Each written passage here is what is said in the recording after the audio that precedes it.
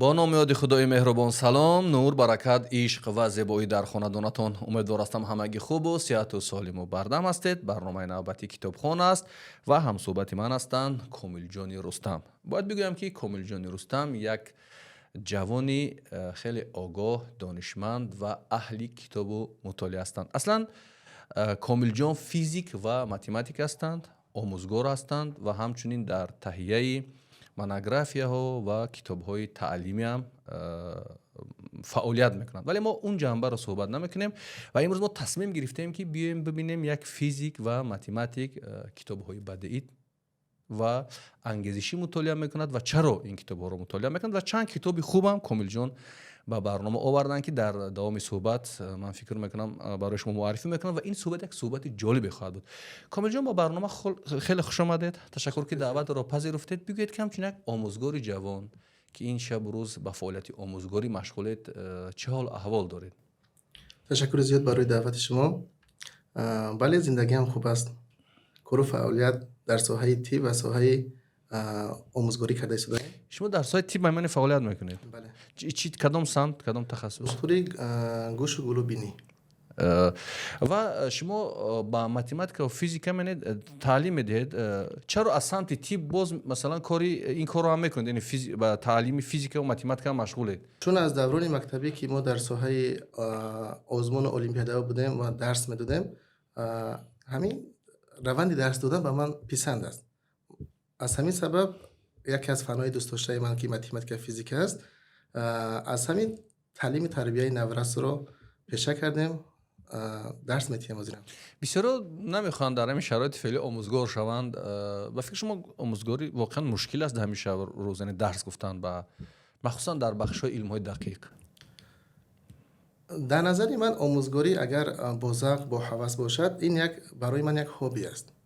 من وقتی که درس میتیم از درس دادم حلاوت میبرم، یک کیفیت دارد.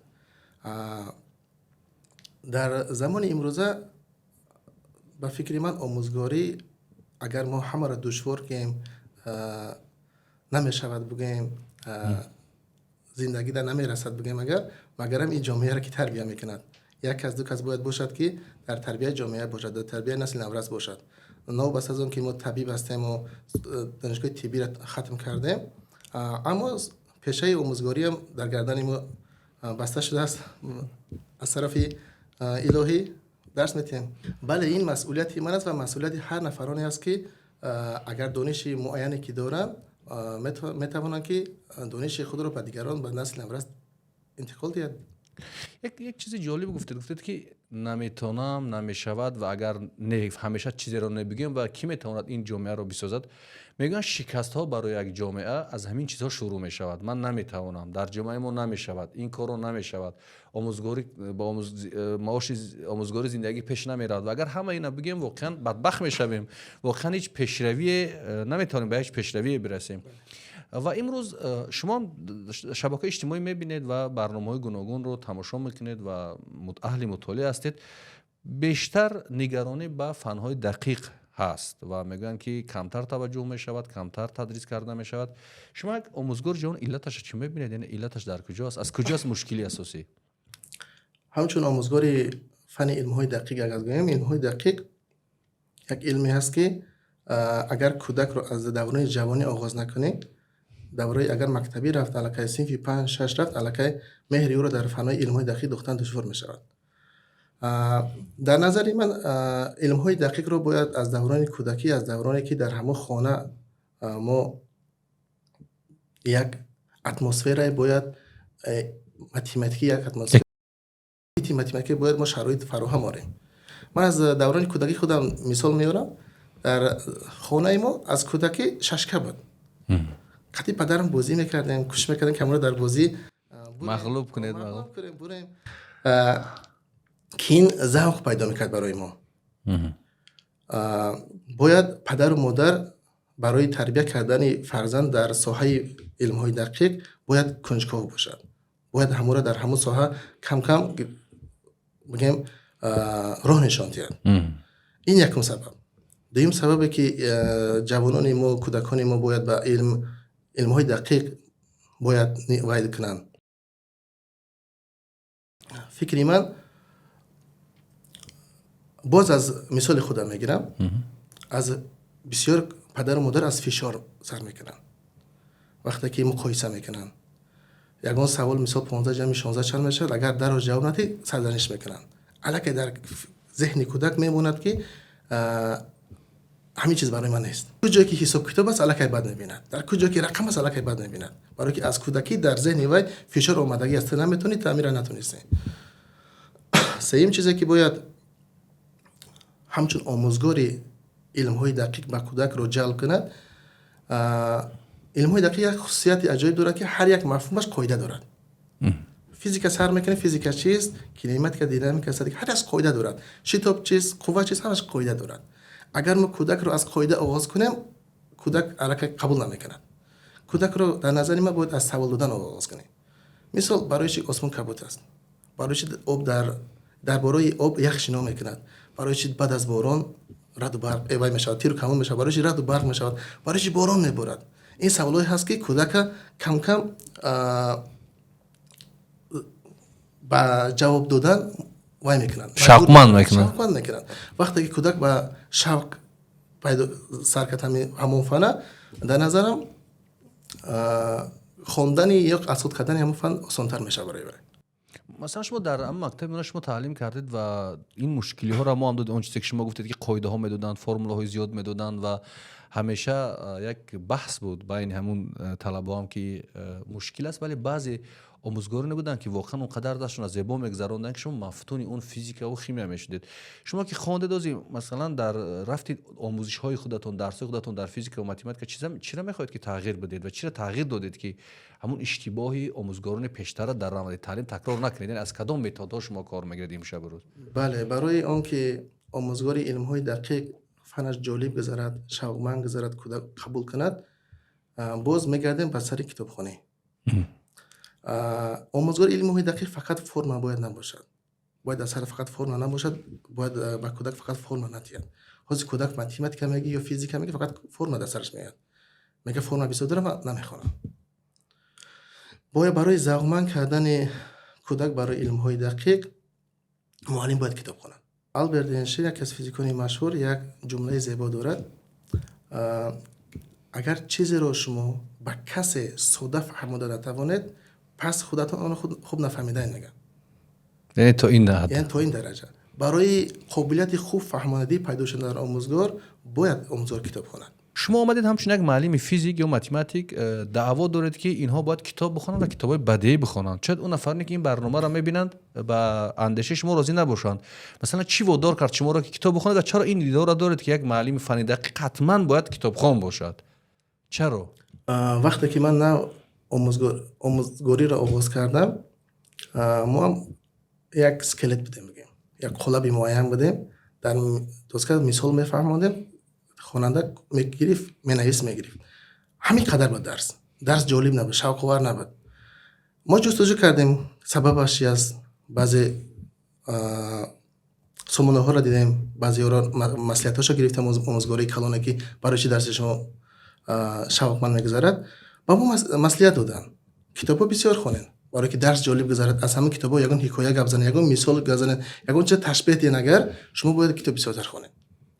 دوم، کتاب خواندن با آموزگار علمی دقیق این اخلاق رو خوب میکنه. باید خواننده وقتی که معلم رو میبیند، طرز لباس پوشی او رو میبیند، طرز گپ زنی او رو میبیند، باید ایدئال قبول کنه معلم رو. 11 سال که من در مکتب خوندم، بعضی معلم ها رو چای خورش ندیدم. تا درجه برای من میگفتم که چای میخورده باشه، عبید نکرده باشه. دائما در درس در تربیت بود. لباس پوشش تا درجه لباس آزاده میپوشید، میگفتم این فقط یه لباس میپوشه، چه خیلی دائما تازه است، آزاده است. باید ایدئال قبول کند. برای ایدئال قبول کردن معلم باید اخلاق خوب داشته باشه. میگن در جامعه ما این شب و روز از دانش دیده اخلاق مهمتر شده است. شما با همین اندیشه راضیید و چرا این شب و روز این شعار از جانب بعضی آموزگاران و دانشمندان زیاد صدا می‌دهد که میگن در جامعه امروزی ما از دانش دیده اخلاق مهم است؟ بله، راضیم به خاطر که دانش رو همه گرفته می‌تونن.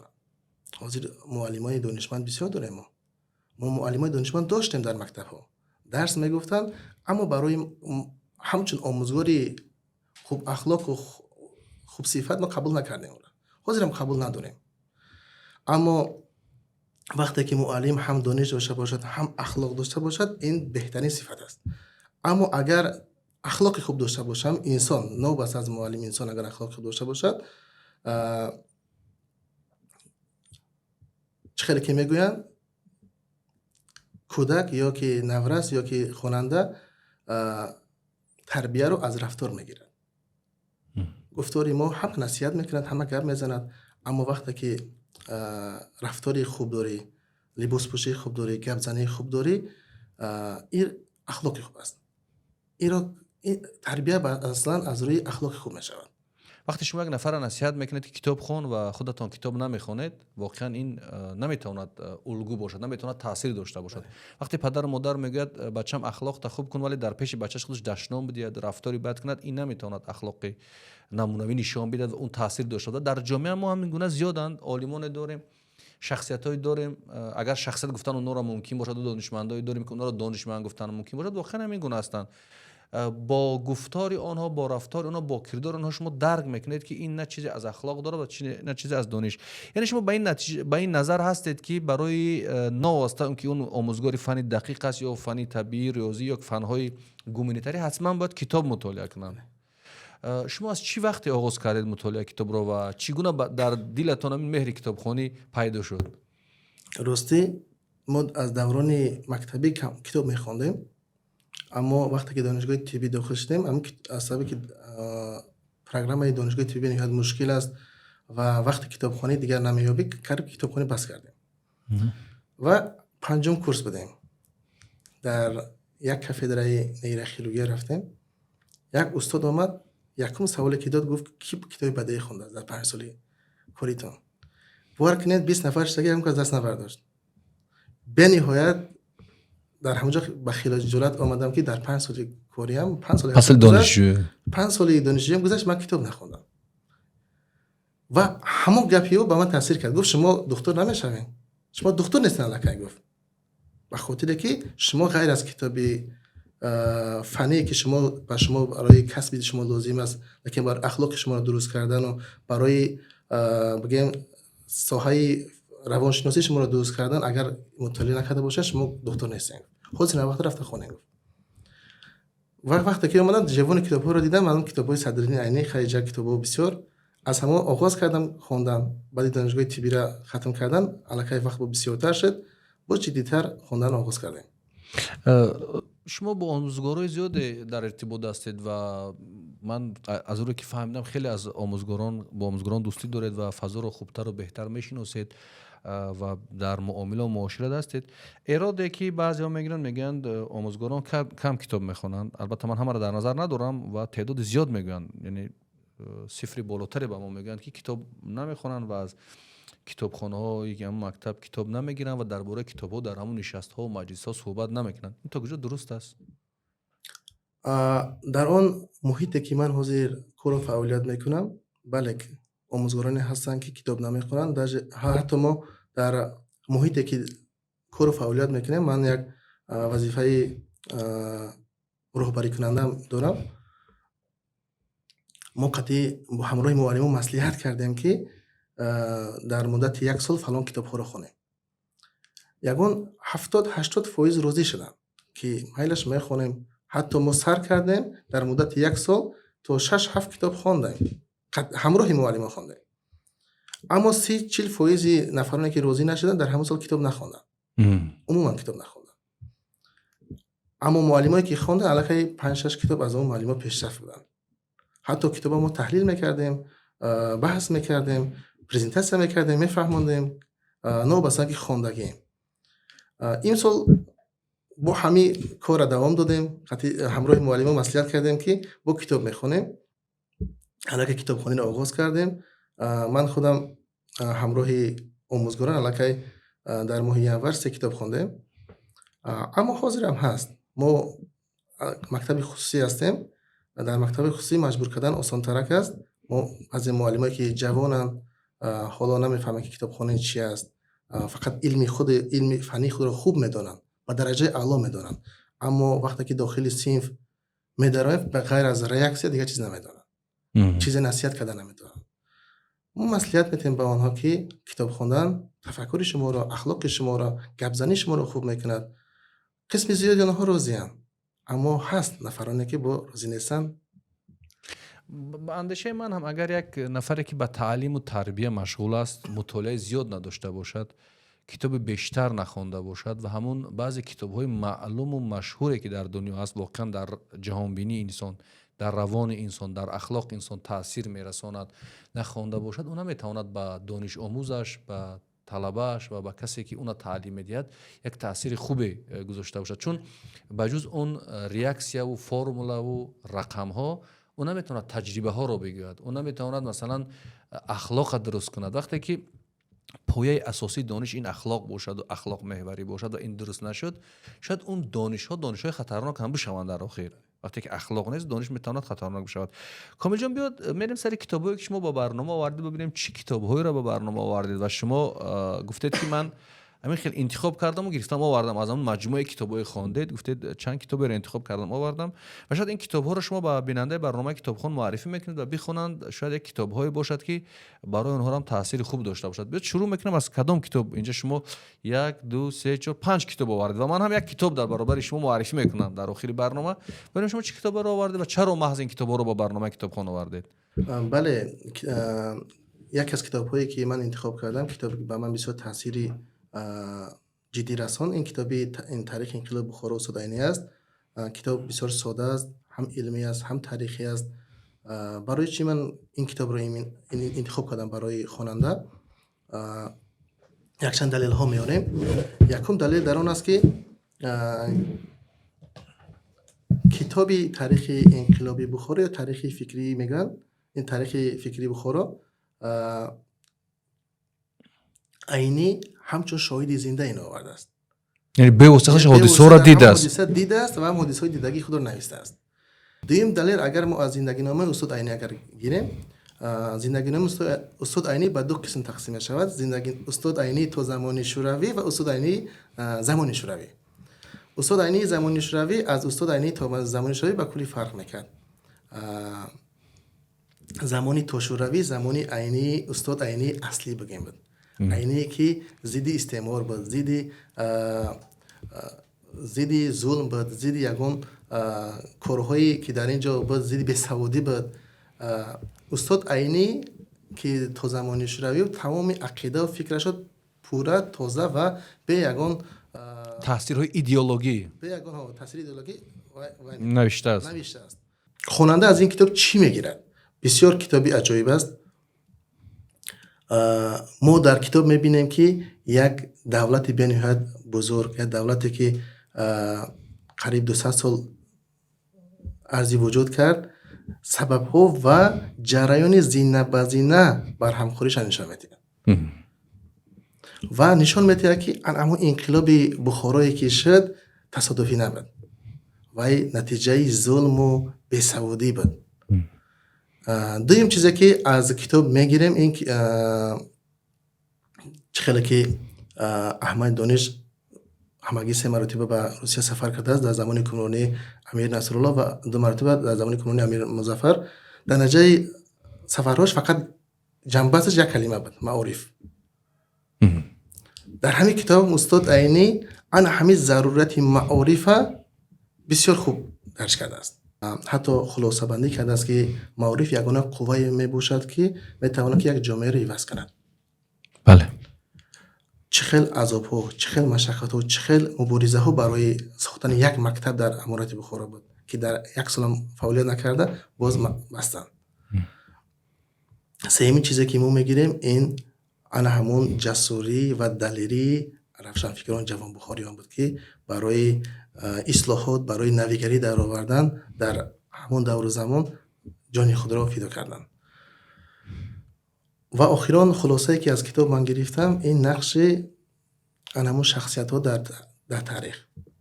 یعنی استاد عینی خوب درک کرده است که یک شخصیت میتواند که شخصیتی روشنفکر میتواند که نوابسته از دشواری، نوابسته از کم بودن شماره روشنفکران میتواند که جریان تاریخی میتواند که حفظ کنند.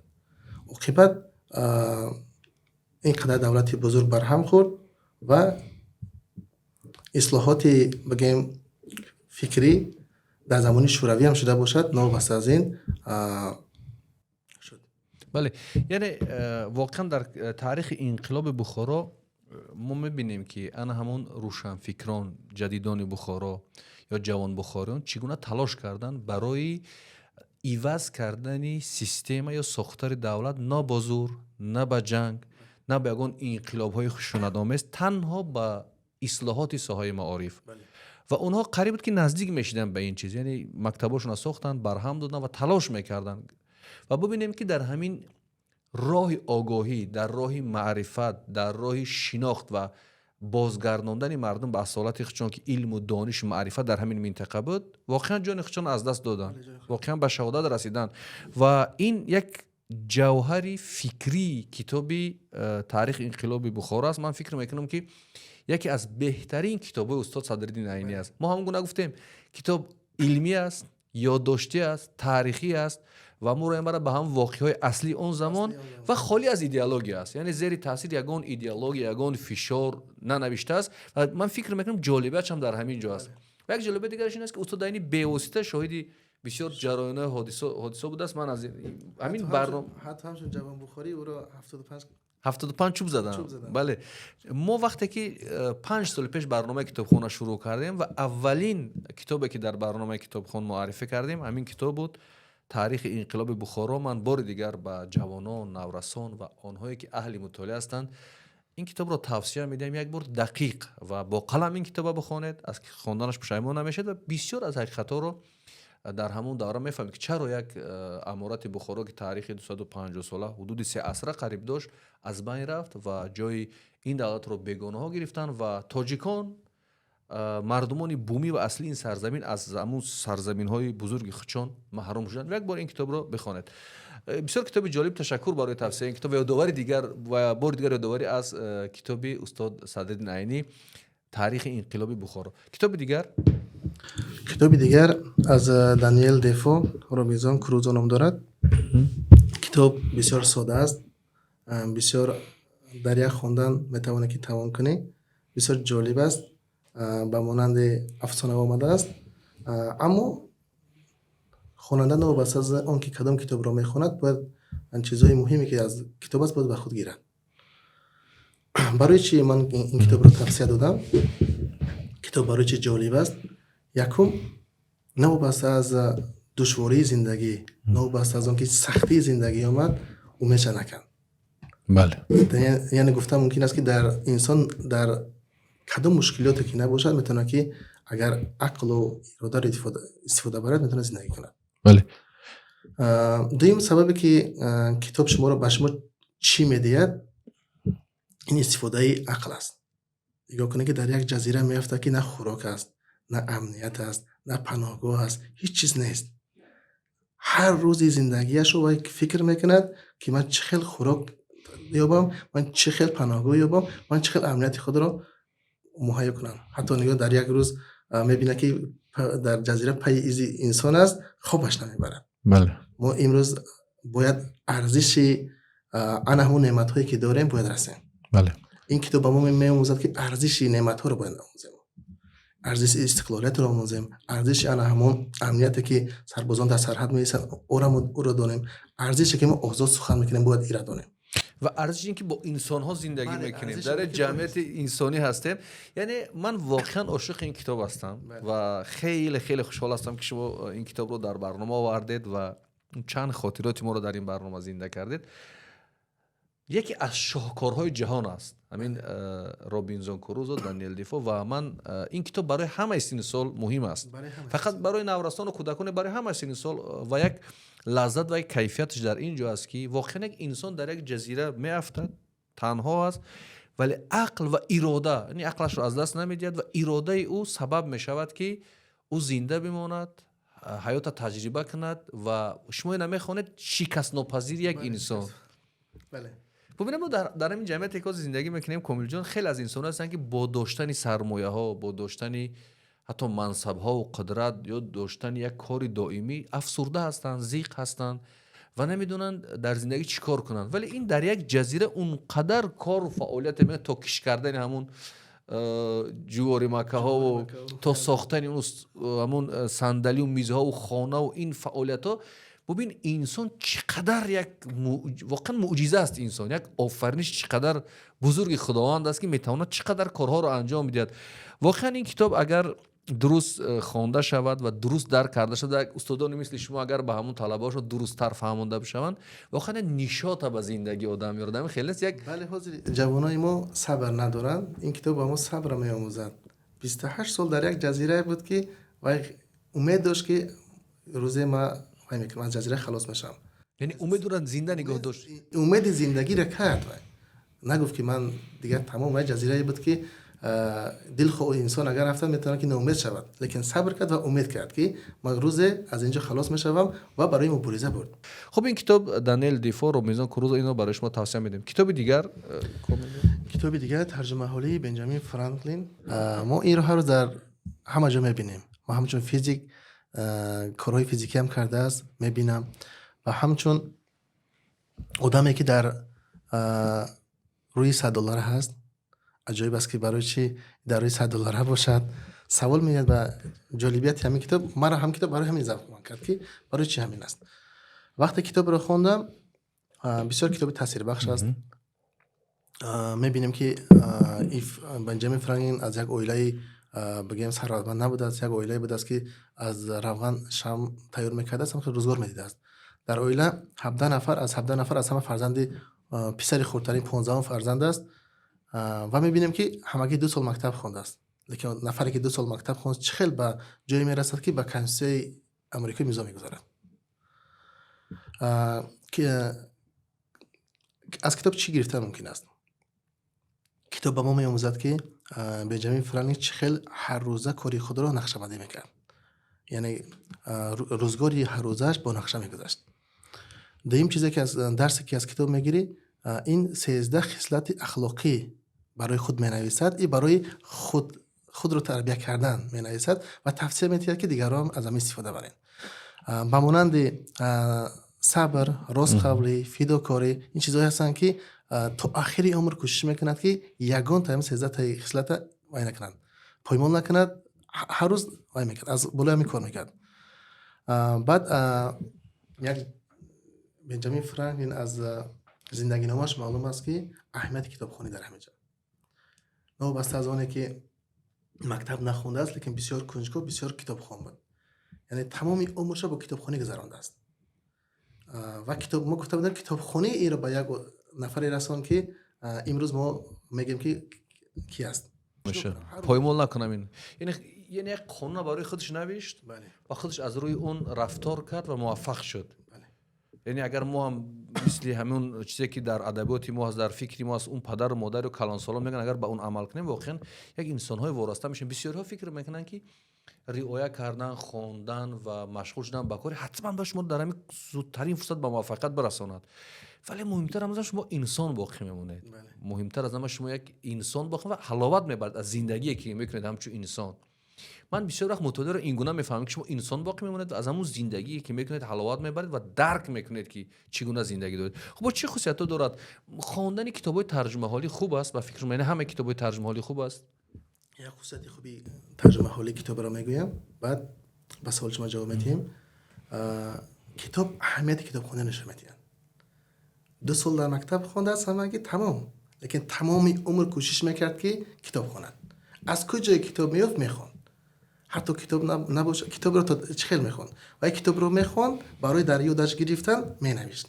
دانه به دانه با مقایسه میکرد که چه خیلی کتاب خوندم. حتی برای جامعه‌ای که همون دوره فیلادلفیا که زندگی میکرد کتابخانه ساخته داد که مردم کتاب خوانند. یعنی اهمیت کتابخوانی در زندگی درجه اولین درجه میست.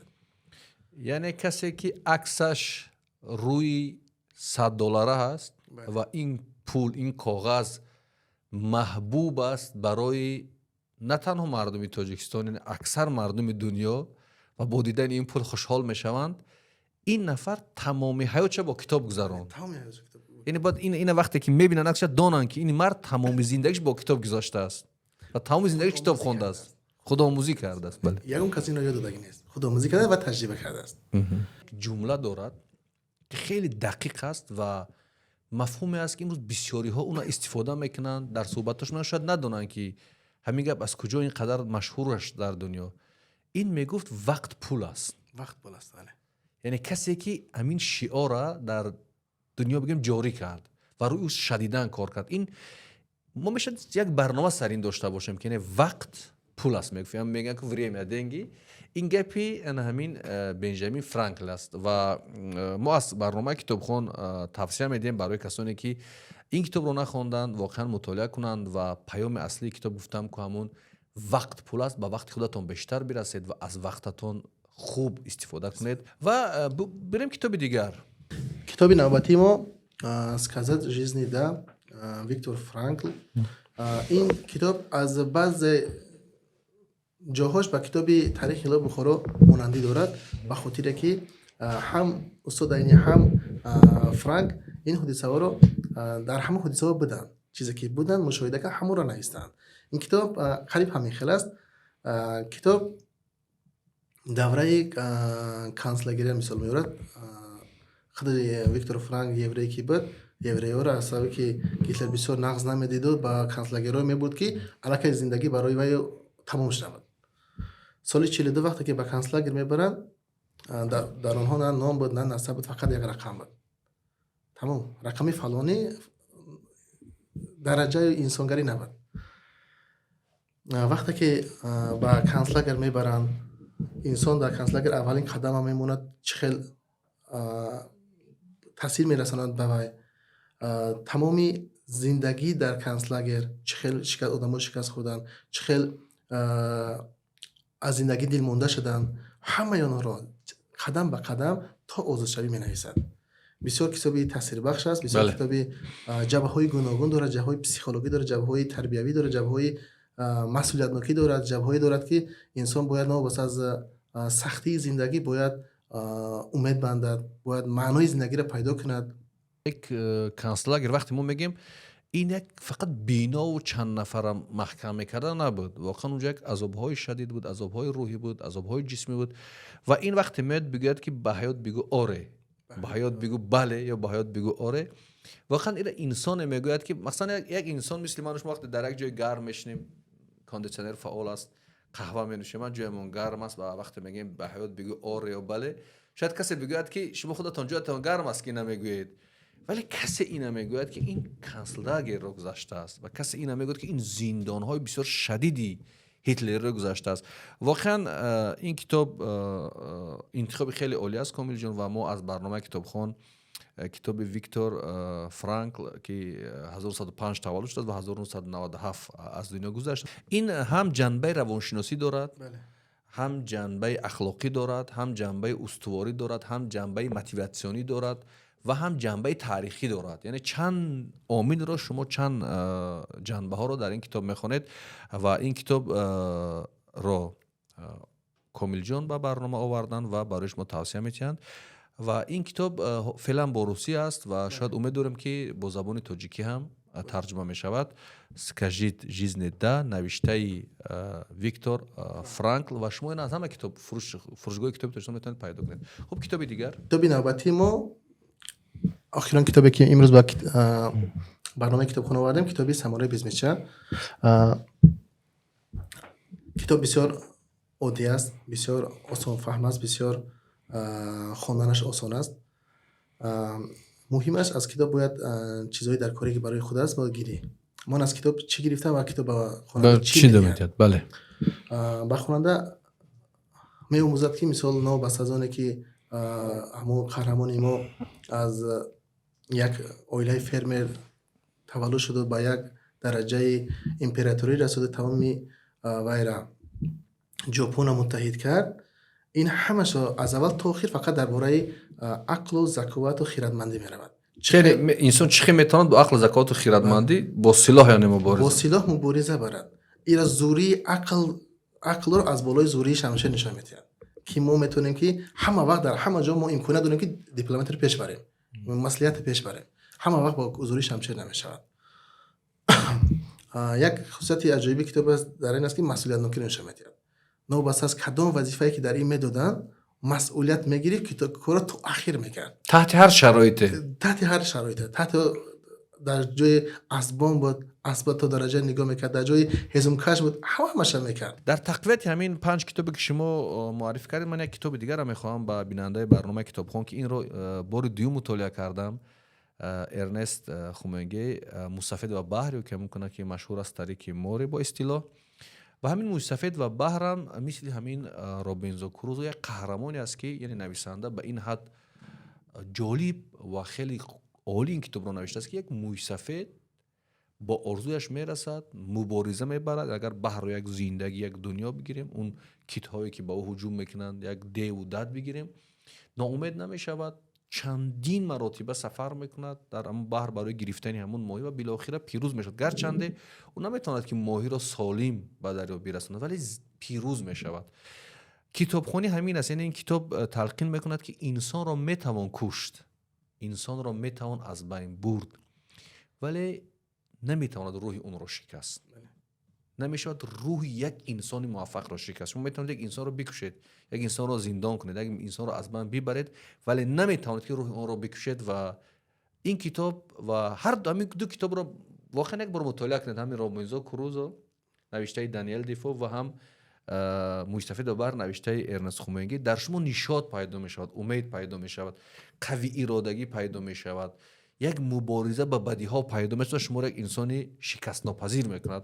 واقعا تاکید میکنیم که این کتاب رو حتما مطالعه کنید.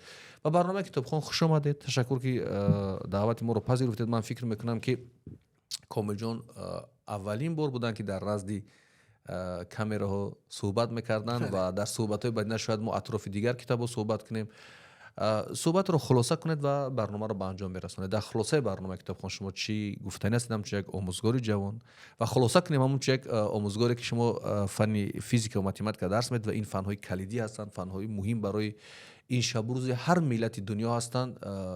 بگید در این موضوع صحبتتان رو و برنامه رو جمع بس کنید. همچون یک آموزگاری علم های دقیق به جوانان امروزه که اساسی تمام ترقیات جامعه امروزه ما علم های دقیق وابستگی دارد، بسیارتر به علم های دقیق رو بیارن، چون که جامعه امروزه ما رو تنها ما خود جوانان خود میسازیم. یگان کس از بیرون آمده تاجیکستان ما عبور نمیکند، یگان کس آمده به ما یگان نویگری نمیکند، یگان اسباب نمیسازد، همه ایران ما خودمون میکنیم. خلاصه در همین میشود که برای اخلاق خوب کردن، برای طرز گفتار خوب کردن، برای رنگ مردم ژاپن نمونه بودن، ما باید با کتاب بسیار خونیم. سلامت باشید و واقعا مطالعه است، خواندن است و دانش است که ما را خوشبخت میگرداند، خوشحال میگرداند و به یک جامعه قدرتمند، یک کشوری قدرتمند و یک ملت قوی مبادل میگرداند. و اگر ما مطالعه نکنیم به هیچ پیشرفتی نمیرسیم. یک اندیشه است، من نمیدونم این اندیشه رو کی گفته است، ولی خیلی گپی مهم و قوی هم است. اگر ما با آن عمل کنیم، من فکر میکنم که هم خودمون خوشبخت و خوشحال میشیم، هم جامعه رو میتونیم به یک جای برسونیم. میگوید آنهایی که ساعت نمی آموزند روز عقب میمانند، بله. و آنهایی که روز نمی آموزند هفته عقب میمانند، و اگر آنهایی که هفته نمی آموزند ماه عقب میمانند، و آنهایی که ماه نمی آموزند سال عقب میمانند، و آنهایی که سال نمی آموزند با تمام عمر از پیشرفت و شکوفایی و دستاورد عقب میمانند. از این خاطر آموختن هر لحظه اینه، هر ساعته و هر دقیقه برای هر جوانی تاجیک، برای نسل امروزی ما و برای همه ما مهم، ضرور و واجب است. کامل جان با برنامه خوش آمدید. این برنامه کتابخوان بود. تا برنامه آینده در حفظ و پناهی خدا باشید. خدا یار و براتون.